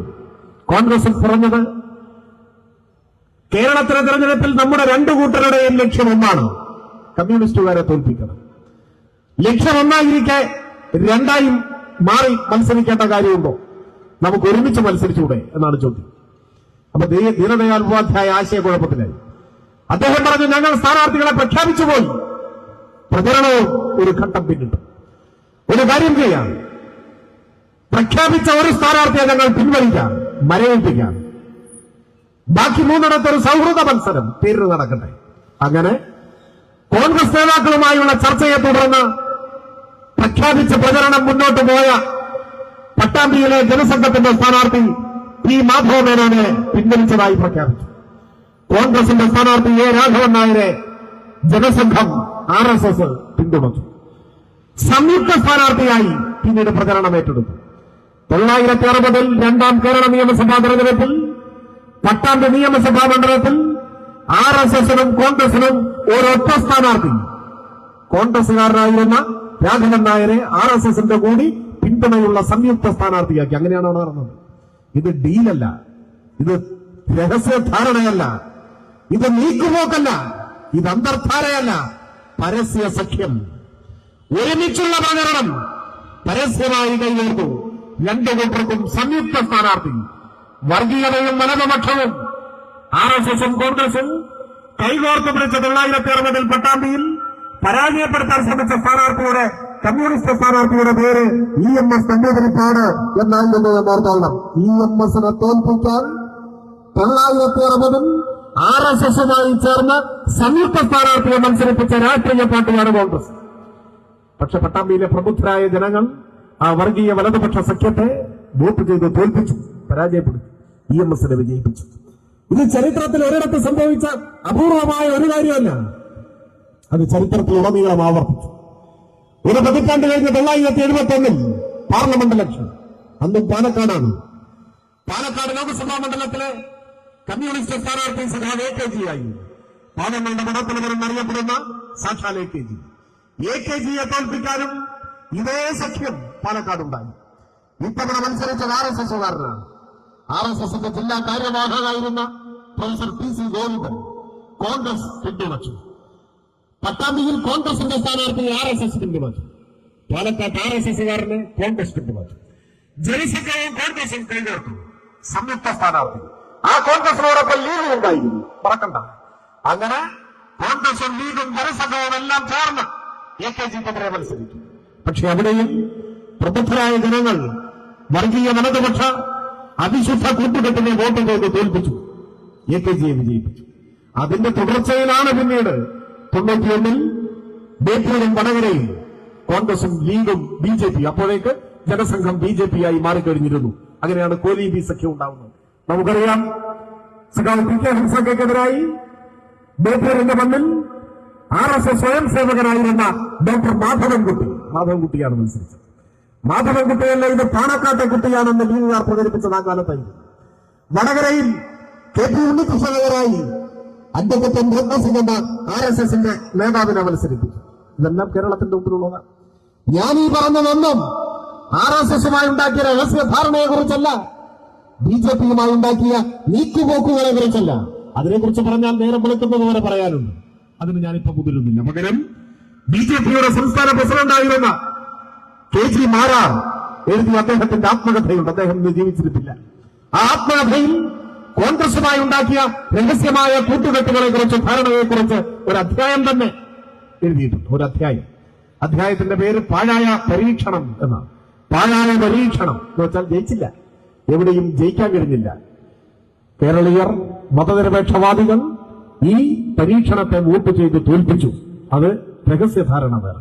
പരസ്യമായ കൂട്ടുകെട്ടാണ് നമ്മുടെ മുമ്പിലുള്ളത്. ഈ ചരിത്രമാണ് കേരളത്തിലെ കോൺഗ്രസിനുള്ളത്. ഈ തെരഞ്ഞെടുപ്പിൽ RSSുമായുള്ള നീക്കുപോക്ക് വളരെ സജീവവും ശക്തവുമായി നിലനിൽക്കുക. അതിന് പറ്റിയ നേതൃത്വമാണ് കോൺഗ്രസിനുള്ളത്. നിങ്ങൾ ശ്രദ്ധിച്ചിട്ടുണ്ടാവും, ഏതാനും മാസങ്ങൾക്ക് മുൻപാണ് മുൻ KPCC പ്രസിഡന്റ് കൂടിയായ കണ്ണൂർ ലോക്സഭാംഗം കോൺഗ്രസിന്റെ നേതാവ് ശ്രീ K സുധാകരൻ മാധ്യമങ്ങളുടെ മുൻപാകെ വളരെ പരസ്യമായ ഒരു പ്രസ്താവന നടത്തി.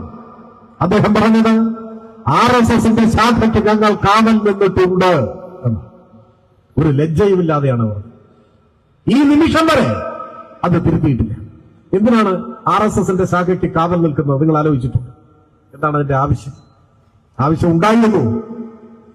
RSS രൂപീകരിക്കുന്ന ഘട്ടത്തിൽ RSS രൂപീകരണത്തിന് ചുക്കാൻ പിടിച്ചവരിൽ ഒരാളായിരുന്ന ഡോക്ടർ മുൻചെ ഇറ്റലിയിലേക്ക് പോയി മുസോളിനിയെ കണ്ട് ചർച്ച നടത്തുന്നുണ്ട്. ഫാസിസത്തിന്റെ നേതാവായി ആൾരൂപമായി അറിയപ്പെടുന്ന മുസോളിനിയെ കണ്ട് ഫാസിസ്റ്റുകളുടെ സൈനിക പരിശീലന ക്യാമ്പ് സന്ദർശിച്ച് അവിടെ നിന്നും പകർത്തിയെടുത്തതാണ് RSSന്റെ ശാഖയിലെ പ്രവർത്തനങ്ങൾ. RSSന്റെ ശാഖ എന്നൊക്കെ പറഞ്ഞ് നാട്ടിൻപുറങ്ങളിൽ കുട്ടികളെയും ചെറുപ്പക്കാരെയും എല്ലാം അവർ ആകർഷിക്കാൻ ശ്രമിക്കുന്നു. പറയുന്നത് വ്യായാമം പഠിപ്പിക്കാനാണെന്നൊക്കെയാണ്. യഥാർത്ഥത്തിൽ ചില ആയുധ പ്രയോഗങ്ങൾ, മനുഷ്യനെ ആക്രമിച്ച് കീഴടക്കുന്നതിനെ കുറിച്ച് കായികാഭ്യാസങ്ങൾ, ഇതൊക്കെയാണ് പഠിപ്പിക്കാൻ ശ്രമിക്കുന്നത്. അതിന്റെ കൂടിയനുഭവമാണ് നാഗപ്പൂർ നോട്ടീസ് എന്നൊരു സംവിധാനം. ട്രെയിനിങ് ക്യാമ്പ് എന്നാണ് പറയുന്നത്. അവിടെയാണ് പൂർണ്ണതോതിലുള്ള ആയുധ പ്രയോഗങ്ങൾ നടന്നത്. അതിന്റെ തുടക്കമാണ് ശാഖ. 6 അടി നീളമുള്ള ഒരു മുളവടിയാണ് പ്രധാന ആയുധം. ഒരു മനുഷ്യന്റെ തലയ്ക്കടിക്കുമ്പോ തലയുടെ ഏത് ഭാഗത്തടിച്ചാലാണ് ഒറ്റയടിക്ക് ആള് മരിക്കുക, അത് പ്രത്യേകമായി പഠിപ്പിച്ചു കൊടുക്കുന്നതാണ് ശിരോമാർ. അതാണ് പറയുക, അതിന്റെ സിലബസ് അതാണ്. നിങ്ങൾ ഒരു മനുഷ്യനെ തലയ്ക്കടിക്കുമ്പോൾ തലയുടെ ഏത് ഭാഗത്താണ് അടിക്കേണ്ടത്, ഒറ്റയടിക്ക് ആള് മരിക്കണമെങ്കിൽ എങ്ങനെ അടിക്കണം, ഇതൊക്കെ പഠിപ്പിച്ചു കൊടുക്കുന്നതാണ്. കഴുത്തിന് താഴെയാണ് അടിക്കുന്നതെങ്കിൽ അതിനാണ് അധോമാർ. അത് ഏത് ഭാഗത്താണ് അടിക്കേണ്ടത്, ഇവിടെയാണ് മർമ്മസ്ഥാനങ്ങൾ, ഇതൊക്കെ പഠിപ്പിച്ചു കൊടുക്കുന്നത്. മലബാറിൽ പ്രത്യേകിച്ച് വടക്കേ മലബാറിൽ ചിലയിടങ്ങളിൽ RSS ആയുധപ്രയോഗങ്ങളെല്ലാം സംഘടിപ്പിക്കാൻ ഏറ്റുമുട്ടിയപ്പോൾ ആ നാട്ടിലെ ദേവനോചിതമായിട്ടുള്ള നാട്ടുകാരെല്ലാം വലിയൊരാളോളം ദക്ഷിണാഫ്രിക്കയിലും അതീതമായി അതിനെ പ്രതിരോധിക്കുന്ന നിലവന്നു. അവർ പറഞ്ഞു, ഞങ്ങളുടെ നാട്ടിൽ ഇപ്പൊ സമാധാനമുണ്ട്, വ്യത്യസ്ത സമുദായങ്ങളിൽപ്പെട്ടവരെല്ലാം സാഹോദര്യത്തോടെ കഴിയുകയാണ്. അപ്പൊ ഇതിനിടയിൽ അധോമാറും ശിരോമാറും ഒന്നും വേണ്ട, ഇവിടെ ആയുധ പരിപാടി, ആളെക്കൊല്ലൽ പരിശീലനം പരിപാടികൾ വേണ്ട. ഞങ്ങളുടെ നാട് സമാധാനമുള്ള നാടാണ്, ദയവ് ചെയ്ത സമാധാനം തകർക്കരുത് എന്നതിനെ വന്നു. ഈ ആവശ്യമുയർന്നു വന്നു. ഞങ്ങളുടെ നാട്ടിൽ ശാഖ വേണ്ട എന്ന നിലപാട് സ്വീകരിച്ചിറങ്ങേണ്ട ആളുകൾ മുമ്പോട്ട്. സ്വാഭാവികമായി അത് ആരായിരിക്കുന്നതൊക്കെ നമുക്ക് ഊഹിക്കാവുന്നത്. അപ്പൊ ഈ കാര്യത്തിൽ ചില കസപിസകൾ വാക്കുതർക്കങ്ങൾ ഒക്കെ ഉണ്ടായി. അത്തരമൊരു ഘട്ടത്തിൽ RSS പിന്തുണ തേടി കോൺഗ്രസിനെ സമീപിച്ചു എന്നാണ്. ആ പിന്തുണ അഭ്യർത്ഥന വന്നപ്പോൾ RSSന്റെ അഭ്യർത്ഥന മാനിച്ച് ഈ നാടിന്റെ സമാധാനം തകർക്കുന്ന RSSന്റെ ആയോധന പ്രയോഗങ്ങൾക്ക് കോൺഗ്രസിന്റെ വളണ്ടിയർമാരെ അയച്ച് കാവലേർപ്പെടുത്തി എന്നാണ് സുധാകരൻ വെളിപ്പെടുത്തിയത്. ഒരു നാടിന്റെ സമാധാനം തകർക്കാൻ, ന്യൂനപക്ഷങ്ങളെ വേട്ടയാടാൻ, അവരുടെ ആരാധനാലയങ്ങൾ തകർക്കാൻ, നാട്ടിൽ നിലനിൽക്കുന്ന സാഹോദര്യം തകർക്കാൻ RSS കോപ്പുകൂട്ടിയപ്പോ, കമ്മ്യൂണിസ്റ്റുകാർ, ചെറുപ്പക്കാർ, DIFIക്കാർ അതിനെ എതിർത്തപ്പോ RSSന്റെ സംരക്ഷണം കൊടുക്കാൻ ഞങ്ങൾ പോയി കാവൽ നിന്നിട്ടുണ്ട് എന്ന് KPCCയുടെ അധ്യക്ഷനായിരുന്ന കോൺഗ്രസിന്റെ നേതാവ് സുധാകരൻ പരസ്യമായിട്ട് പറയുന്നു. ഇതാണ് RSSുമായിട്ടുള്ള ബന്ധം, പതിറ്റാണ്ടുകൾ നീണ്ട ബന്ധം. ഈ നിമിഷം വരെ ഒരു കോൺഗ്രസുകാരനെ എതിർത്തിട്ടില്ലല്ലോ, ഒരു ലീഗുകാരനും അതിന് മനപ്രയാസം തോന്നിയിട്ടില്ലല്ലോ. ഈ മലപ്പുറത്തെ ജമാഅത്തെ ഇസ്ലാമിക്കാരൻ അത് നന്നായി എന്ന മട്ടിൽ മൗനം പാലിച്ചു നിൽക്കല്ലേ. ഇടതുപക്ഷത്തോട് വിരോധമാവാം, പക്ഷേ ആ വിരോധം അന്ധമായി ഏത് നെറുകേടിനെയും നിർലജ്ജം ന്യായീകരിക്കുന്നതായി മാറിക്കൂടാ. നമ്മുടെ നാടിന്റെ സമാധാനം തകർക്കാൻ RSSന് കൈത്താങ്ങായി നിന്ന പാർട്ടിയുടെ പേരാണ് കോൺഗ്രസ്. അതിന്റെ തുടർച്ചയാണ് ഇപ്പോൾ RSSന്റെ ഏറ്റവും കൂടുതൽ കാലം സർസംഘചാലകായിരുന്ന രണ്ടാമത്തെ സർസംഘചാലക RSSന്റെ ആചാര്യൻ MS ഗോൾവാൾക്കർ. ആ ഗോൾവാൾക്കറിന്റെ ജന്മശതാബ്ദി ആഘോഷങ്ങൾ ഉദ്ഘാടനം ചെയ്ത് ഗോൾവാൾക്കറിന്റെ ചിഹ്നത്തെ ചിത്രത്തിന്റെ മുന്നിൽ കുരിഞ്ഞു വിളക്ക് കൊളുത്തി വണങ്ങി നിൽക്കുന്ന പ്രതിപക്ഷ നേതാവിന്റെ ചിത്രം നമ്മൾ കാണുന്നത് അപ്പോഴാണ്. ഇതെല്ലാം ഒരു തുടർച്ചയാണെന്ന് കണ്ടോളൂ. ഈ ഗോൾവാൾക്കറിന്റെ പ്രത്യേകത എന്താണ്? ഗോൾവാൾക്കറാണ് ഏറ്റവും കൂടുതൽ കാലം RSSന്റെ സർസംഘചാലകായിരുന്നാണ്, അതിന്റെ നേതാവായിരുന്ന അയാളാണ് RSSന്റെ അടിസ്ഥാന ഗ്രന്ഥം എന്നറിയപ്പെടുന്ന വിചാരധാര എഴുതിയത്. അതിന്റെ മലയാള പരിഭാഷ ഇപ്പോഴും വിപണിയിൽ കിട്ടും. അത് വായിക്കണമെന്നൊന്നും ഞാൻ ആരോടും പറയുന്നില്ല, പക്ഷെ വായിച്ചാൽ ആരായിരുന്നു ഗോൾവാൾക്കറെന്നും എന്തായിരുന്നു RSS എന്നും മനസ്സിലാക്കാൻ പറ്റും. ഇന്ത്യയുടെ ഭീഷണിയെ കുറിച്ച് അവർ ഗോൾവാൾക്കർ പറയുന്നുണ്ട്. പെട്ടെന്ന് കേൾക്കുമ്പോൾ തോന്നുന്നു അയൽ രാജ്യങ്ങളെ കുറിച്ചായിരിക്കും. അല്ല, ഇന്ത്യക്കകത്തുള്ള ഇന്ത്യയുടെ ഭീഷണി, ആഭ്യന്തര ഭീഷണി എന്നാണ് ആ ഭാഗത്തിന്റെ തലക്കെട്ട്. 3 ആഭ്യന്തര ഭീഷണികളെ കുറിച്ചാണ് പറയുന്നത്. 19, 20, 21 അധ്യായങ്ങൾ. 19ാമത്തെ അധ്യായത്തിന്റെ തലക്കെട്ട് ഇന്ത്യയുടെ ഏറ്റവും വലിയ ഭീഷണിയായി RSS കരുതുന്നത് ഗോൾവാൾക്കർ എഴുതുന്നു. ആ അധ്യായത്തിന്റെ 19ാം അധ്യായത്തിന്റെ തലക്കെട്ട് മുസ്ലിങ്ങൾ എന്നാണ്. മുസ്ലിങ്ങൾ ഇന്ത്യയുടെ ഏറ്റവും വലിയ ഒരു ഭീഷണിയായി RSS മുസ്ലിങ്ങളെ ചൂണ്ടിക്കാണിക്കുന്നു. ഒരു അധ്യായം മുഴുവനാണ്. 20ാമത്തെ അധ്യായം 2ാമത്തെ ഭീഷണി. ആ അധ്യായത്തിന്റെ തലക്കെട്ട് ക്രിസ്ത്യാനികൾ എന്നാണ്. ക്രിസ്ത്യാനികൾ 2ാമത്തെ ഭീഷണി. 21ാമത്തെ അധ്യായം ഇന്ത്യയുടെ 3ാമത്തെ ഭീഷണി. ആ അധ്യായത്തിന്റെ തലക്കെട്ട് കമ്മ്യൂണിസ്റ്റുകാർ എന്നാണ്. മുസ്ലിങ്ങളും ക്രിസ്ത്യാനികളും കമ്മ്യൂണിസ്റ്റുകാരും ഇന്ത്യയുടെ ഭീഷണിയാണെന്നും ഈ ഭീഷണി തുടച്ചു നീക്കേണ്ടതാണെന്നും പരസ്യമായി എഴുതി വെച്ച് ആഹ്വാനം ചെയ്ത ഇന്ത്യ കണ്ട എക്കാലത്തെയും ഏറ്റവും വലിയ വർഗീയവാദി MS ഗോൾവാൾക്കർ. ആ വർഗീയവാദിയുടെ ജന്മശതാബ്ദി ഉദ്ഘാടനം ചെയ്യാൻ കേരളത്തിലെ RSS കമ്മിറ്റി കൂടി തീരുമാനിച്ച് ക്ഷണിച്ച നേതാവിന്റെ പേരാണ് VD സതീശൻ. ആ ക്ഷണം കേട്ട ഉടനെ ഇരുകൈയും നീട്ടി ക്ഷണം സ്വീകരിച്ച് ചില്ലിട്ട ഗോൾവാൾക്കറിന്റെ ചിത്രത്തിന്റെ മുന്നിൽ താണു മടങ്ങി വിളക്ക് കൊളുത്തി ഉദ്ഘാടനം നിർവഹിച്ച ആളാണ് കേരളത്തിന്റെ പ്രതിപക്ഷ നേതാവ്. എന്ത് പറഞ്ഞാണ് ന്യായീകരിക്കാൻ കഴിയുക? RSSന് കൊടുക്കുന്ന ഈ പിന്തുണയെ എന്ത് പറഞ്ഞ് ന്യായീകരിക്കാനാവും? പലരും ന്യായീകരിക്കുന്നത് വളരെ വിചിത്രമാണ്. ഇപ്പൊ ചർച്ച ചെയ്യപ്പെട്ടുകൊണ്ടിരിക്കുന്ന ഒരു മാധ്യമ പ്രവർത്തക ന്യായീകരിക്കുന്നത് കേട്ടു ഞാൻ. അവര് പറയാണ്, ഗോൾവാൾക്കറിന്റെ ചിത്രത്തിന്റെ മുന്നിൽ വിളക്ക് കൊളുത്തി എന്നൊന്നും പറയുന്നത് ശരിയല്ല, കൊളുത്തിയ വിളക്കിന്റെ പുറകിൽ ഒരു ചിത്രം ഉണ്ടായിരുന്നു, അത്രേ ഉള്ളൂ എന്നാണ് പറഞ്ഞത്. ഈ നിലവാരത്തിലാണ് കോൺഗ്രസിനെ ന്യായീകരിക്കുന്നവരുടെ വാദഗതി എന്ന് നമ്മൾ ഓർക്കുന്നു. ഇതാണ് നിലവാരം. അതുകൊണ്ട് ഒരു മറുപടിയിലേക്ക് ഞാൻ കിടക്കുന്നില്ല. പറഞ്ഞു വന്നത്, ഒരു തെരഞ്ഞെടുപ്പ് ജയിക്കാൻ ഇത്തരത്തിലുള്ള കൊടിയ വർഗീയവാദികളുമായി കൂട്ടുകയുള്ളൂ. ഈ കൊല്ലത്തെ പ്രത്യേകത, ഇത് ഏകപക്ഷീയമല്ല. കോൺഗ്രസിന്റെ ഒരു കൈ RSSന്റെ തോളിൽ, മറുകൈ ജമാഅത്തെ ഇസ്ലാമിയുടെ തോളിലാണ്. ജമാഅത്തെ ഇസ്ലാമിയുടെ തോളിൽ രണ്ടു കൂട്ടരുടെയും മുദ്രാവാക്യം മതരാഷ്ട്രവാദമാണ്. ഒരേ സമയം RSSുമായും ജമാഅത്തെ ഇസ്ലാമിയുമായും കൂട്ടുചേർന്ന് അങ്ങനെയെങ്കിലും കേരളത്തിൽ ഇടതുപക്ഷത്തെ തോൽപ്പിക്കണം എന്നതാണ് ആലോചന. ആ ഹീനമായ രാഷ്ട്രീയ അവിശുദ്ധ ബാന്ധവങ്ങൾക്ക് സാക്ഷ്യം വഹിക്കേണ്ടി വന്ന തെരഞ്ഞെടുപ്പാണ് ഈ തെരഞ്ഞെടുപ്പ്. പക്ഷേ വോട്ട് ചെയ്യുന്ന സാധാരണക്കാരായ മനുഷ്യർ ഏതെങ്കിലും വർഗീയവാദികളുടെ വിദ്വേഷാഹ്വാനങ്ങളുടെ മുന്നിൽ ഓച്ഛാനിച്ചു നിൽക്കുന്നവരല്ല. സ്വാഭാവികമായി വോട്ട് ചെയ്യുന്ന മനുഷ്യരുടെ മനസ്സിലുണ്ടാവുന്ന ചിന്ത എന്തായിരിക്കും? ഒന്ന്, പെൻഷൻ മുടങ്ങരുത് എന്ന് തന്നെയാണ്. പെൻഷൻ മുടങ്ങാൻ പാടില്ല, ശമ്പളം മുടങ്ങരുത്, ട്രഷറി കൂട്ടരുത്, സ്കൂള് കൂട്ടരുത്, ആശുപത്രി അവതാളത്തിലാവരുത്, വീണ്ടും പ്രവർത്തിട്ടുണ്ടാവരുത്, ഈ നാട് നശിച്ചു പോകരുതെന്ന് സാധാരണ മനുഷ്യർ ആഗ്രഹിക്കുന്നു എന്ന കാര്യത്തിൽ ഒരു സംശയവുമില്ല. കേരളം നശിക്കരുതെന്ന് മലയാളി ആഗ്രഹിക്കുന്നിടത്തോളം കാലം ഒരു തെരഞ്ഞെടുപ്പിലും ഇടതുപക്ഷം പരാജയപ്പെടാൻ പോകുന്നില്ല എന്ന കാര്യം ഉറപ്പാണ്. കാരണം കേരളം നശിക്കാതെ നിലനിൽക്കണമെങ്കിൽ ഇടതുപക്ഷം കേരളത്തിൽ അധികാരത്തിലുണ്ടാകണം. കേരളത്തിൽ ഇടതുപക്ഷം അധികാരത്തിലില്ലാത്ത ഒരു കാലം വന്നാൽ ഈ തെരഞ്ഞെടുപ്പിലും തന്നെ ഏത് തെരഞ്ഞെടുപ്പ് കഴിഞ്ഞാലും ഏത് നിയമസഭാ തെരഞ്ഞെടുപ്പ് കഴിഞ്ഞാലും കേരളത്തിന്റെ രാഷ്ട്രീയാധികാരത്തിൽ നിന്ന് ഇടതുപക്ഷമെന്ന് മാറി നിൽക്കേണ്ടി വന്നാൽ അന്ന് കേരളത്തിന്റെ തകർച്ച ആരംഭിക്കും.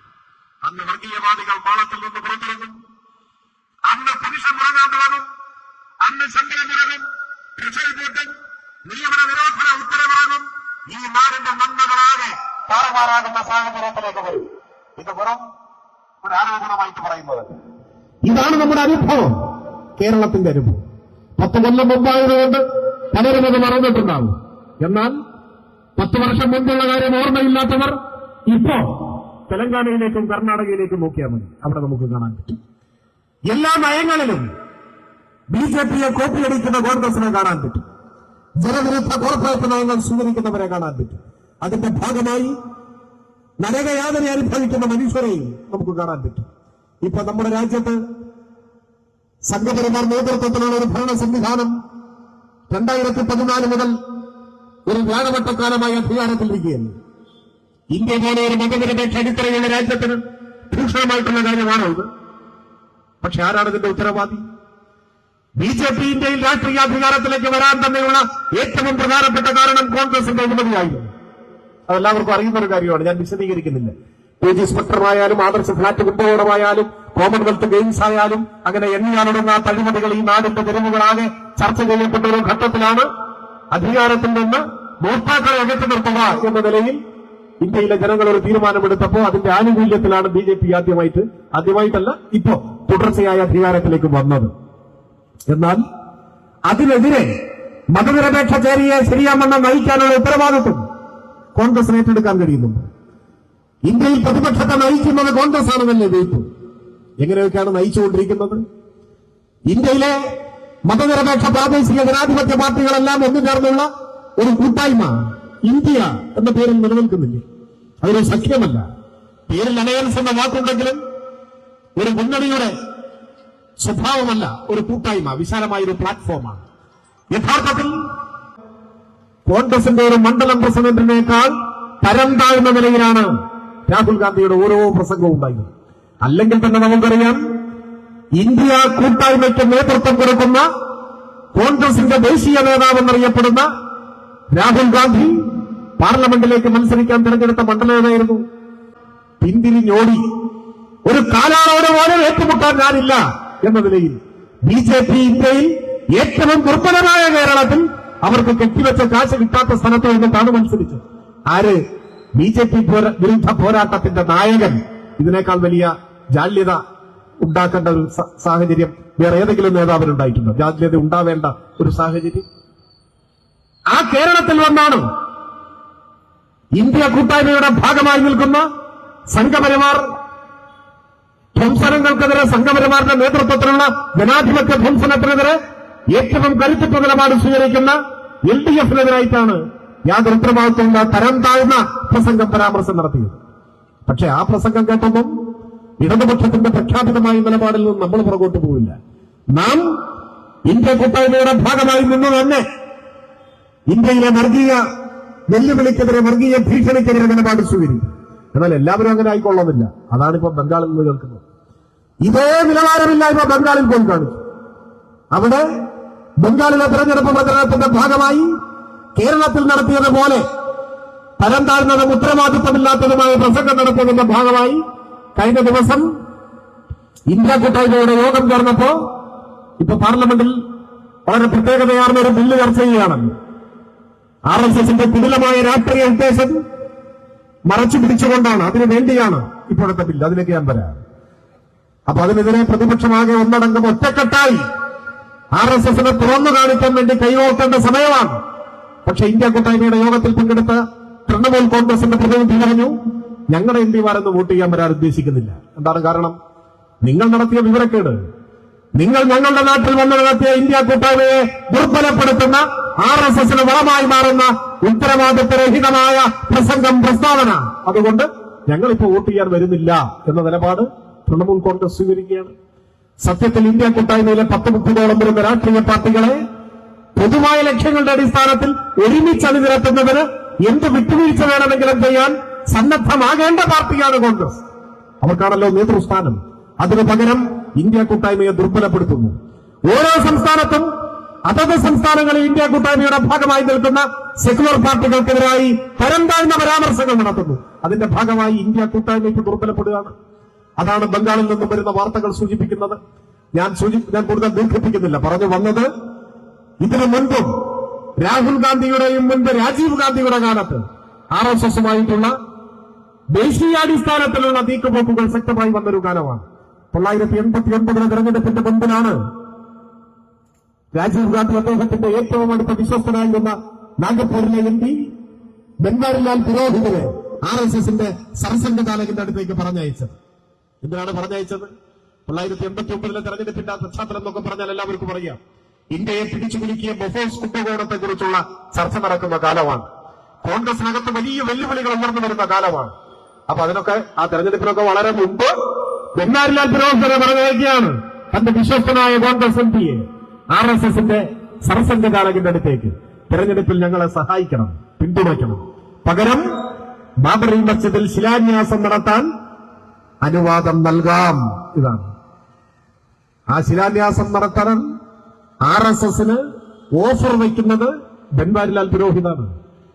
അതിനെ തുടർന്നാണ് ബാബറി മസ്ജിദിനകത്ത് ശിലാന്യാസം നടന്നത്.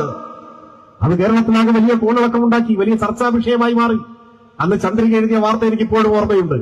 ചന്ദ്രിക ആധികാരികമായി പറഞ്ഞു, ശിലാന്യാസം നടന്നത് ബാബറി മസ്ജിദിൽ അല്ല എന്ന് പറഞ്ഞ് മുസ്ലിം ലീഗിലെ മുഴുവൻ അണികളെയും വഞ്ചിച്ച അനുഭവം നമ്മുടെ മുമ്പിലുണ്ട്.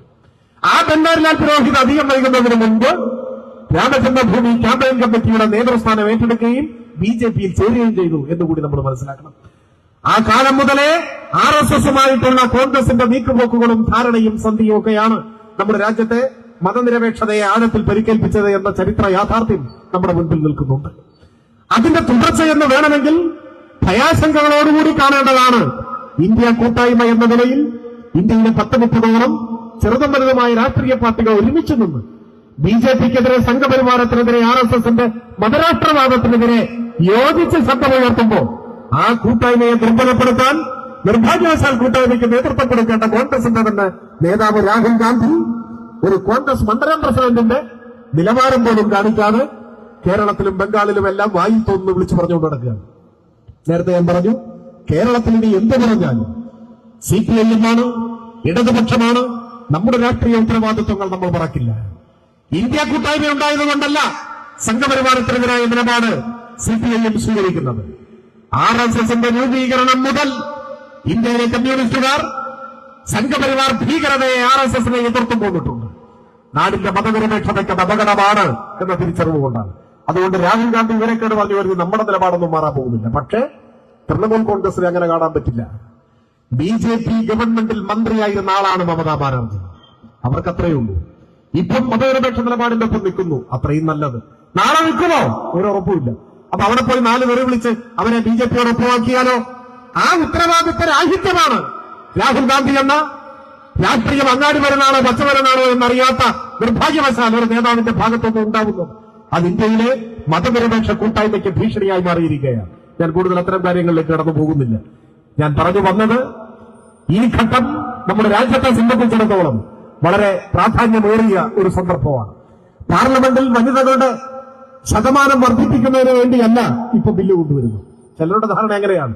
ഇപ്പൊ കോൺഗ്രസിൽ തന്നെ ചിലർ രഹസ്യമായി പറയുന്നുണ്ടോ, നമ്മൾ ചെയ്യാത്തതുകൊണ്ടല്ലേ ഇപ്പോ BJP ചെയ്യുന്നത്. അത് ശരിയാണ്. പതിറ്റാണ്ടുകൾ അധികാരത്തിലിരുന്ന സമയത്ത് ഈ വനിതാ സംവരണ ബിൽ പാസാക്കിയിരുന്നെങ്കിൽ ഇന്ത്യൻ പാർലമെന്റിൽ സംസ്ഥാന നിയമസഭകളിൽ നിശ്ചിത എണ്ണം വനിതകളുടെ സാന്നിധ്യം ഉറപ്പുവരുത്താൻ നിയമം കൊണ്ടുവന്നിരുന്നെങ്കിൽ താൽക്കാലികമായെങ്കിലും ഈ അപകടം ഇപ്പോൾ ഒഴിവായി പോയത്. അത് ചെയ്തില്ല. ഇന്ത്യയിലെ സ്ത്രീകളെ വഞ്ചിച്ചു കോൺഗ്രസ്. ഇപ്പൊ കേരളത്തിൽ തദ്ദേശ സ്വയംഭരണ സ്ഥാപനങ്ങളിലേക്ക് തെരഞ്ഞെടുപ്പ് നടക്കുമ്പോ 50% വനിതകളല്ലേ ആണ്. എങ്ങനെ വന്നു? മുനിസിപ്പാലിറ്റിയിൽ, പഞ്ചായത്തിൽ, ജില്ലാ പഞ്ചായത്തിൽ ഒക്കെ പകുതിയിൽ കൂടുതൽ വനിതകളുണ്ട്. എങ്ങനെ വന്നു? ചില UDFകാർ പറയും പഞ്ചായത്ത് രാജ് നഗരപാലിക നിയമം മറ്റേ ഭേദഗതിയല്ല. ഏത് ഭേദഗതിയുടെ ഭാഗമായി വന്നാലും 33% മതി, അതിന്റെ വിലയ്ക്ക് വേണ്ട. എന്നാൽ കേരളത്തിൽ 33%അല്ല, 50%. ഇതിവിടെ മാത്രമേ ഉള്ളൂ കേട്ടോ. ഇന്ത്യയിൽ എല്ലാ സംസ്ഥാനങ്ങളിലും ഇങ്ങനെയാണെന്ന് ആരും കരുതണ്ട. ഇവിടെ എങ്ങനെയായി? നമ്മൾ അധികാരത്തിൽ നിൽക്കുമ്പോൾ കേരള നിയമസഭ തീരുമാനിച്ചു, കേരളത്തിലെ തദ്ദേശ സ്ഥാപനങ്ങളിലേക്കുള്ള തിരഞ്ഞെടുപ്പിൽ 50% കുറയാത്ത സംവരണം വനിതകൾക്കുണ്ടാവണം. 50 അത്രയും കുറയാൻ പാടില്ല. അതാണ്. അപ്പൊ ചിലർ ചോദിക്കും, എന്നാ പിന്നെ നിയമസഭയിൽ തീരുമാനിച്ചുകൂടെ? അതിന് അധികാരമില്ല. നിയമസഭയിലും പാർലമെന്റിലും ഇത് സാധ്യമാകണമെങ്കിൽ പാർലമെന്റ് നിയമം പാസാക്കണം.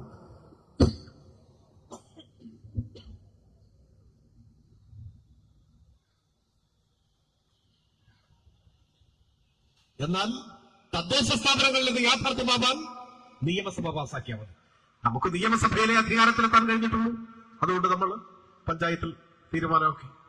നിയമസഭയിലും പാർലമെന്റിലും തീരുമാനമാണെങ്കിൽ പാർലമെന്റിൽ പാസ്സാക്കണം. വനിതാ സംവരണത്തിന് വേണ്ടി തന്നെ നമ്മൾ നിലകൊള്ളുന്നു. പക്ഷെ ഇപ്പോഴത്തെ നീക്കം എന്താണ്?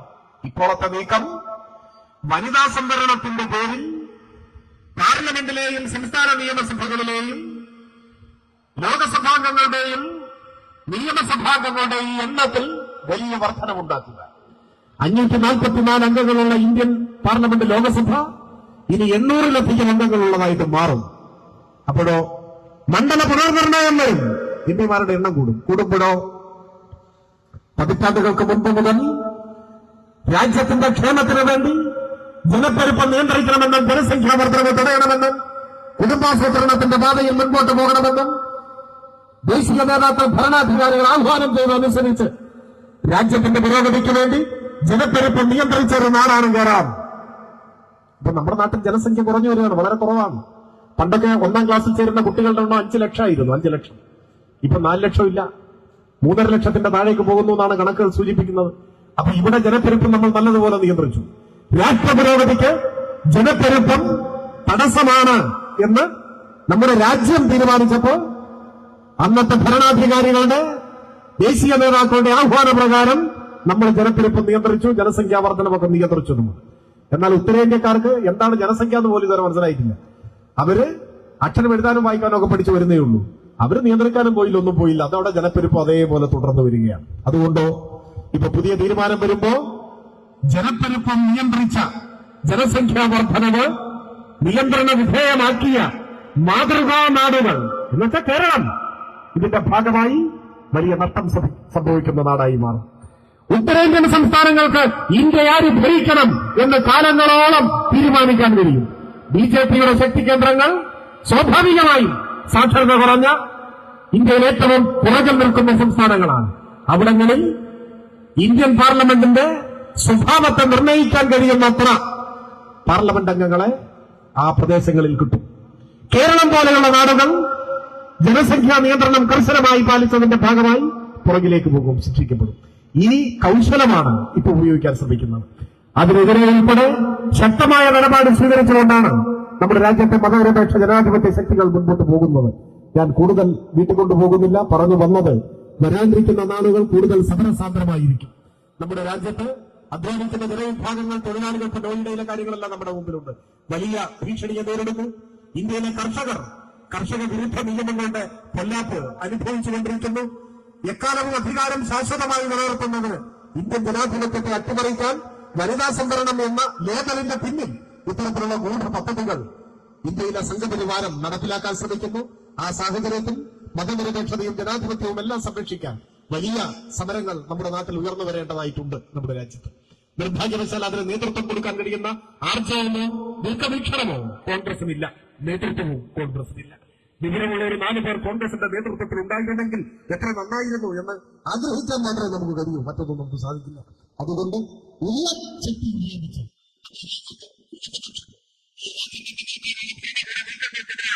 ശക്തിമത്തായ പോരാട്ടങ്ങൾക്ക് നേതൃത്വം കൊടുക്കുമ്പോൾ സ്വാഭാവികമായും ഇടതുപക്ഷത്തിന്റെ ശക്തി കേന്ദ്രമെന്നറിയപ്പെടുന്ന കേരളത്തിലും അത്തരം സമരങ്ങളിൽ വർദ്ധിത വീര്യത്തോടെ അണിനിരക്കാൻ എല്ലാ വിഭാഗം ജനങ്ങളെയും പങ്കെടുപ്പിക്കാൻ നിങ്ങളെല്ലാം മുന്നിട്ടിറങ്ങണമെന്ന് ഞാൻ അഭ്യർത്ഥിക്കുകയാണ്.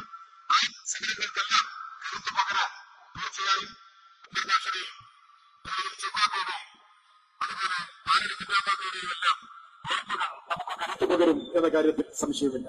അവരുടെ എല്ലാം മരണമില്ലാത്ത ഓർമ്മകൾക്ക് മുമ്പിൽ ശിരസ് കുനിച്ചുകൊണ്ട് ഞാൻ എന്റെ എളിയ വാക്കുകൾ അവസാനിപ്പിക്കുന്നു. അഭിവാദനം.